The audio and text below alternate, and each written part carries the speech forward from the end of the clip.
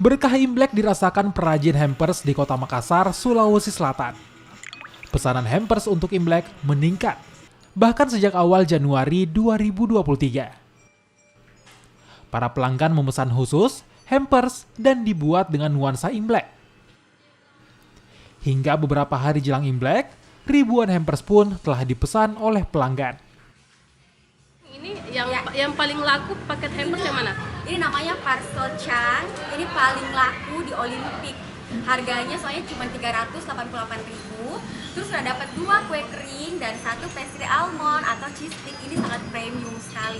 Makanya ini sangat laku. Ini kayak sekali orang beli bisa 50 box, bisa 20 box. Pokoknya langsung banyak, dia langsung borong.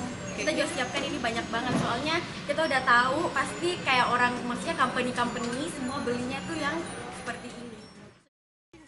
Salah satu hampers yang laris manis yakni Parcel Cha. Harganya dijual di kisaran Rp388.000 per buahnya. Satu orang dapat memesan 20 hingga 50 paket Parcel Cha. Nila Rustam, Kompas TV, Makassar.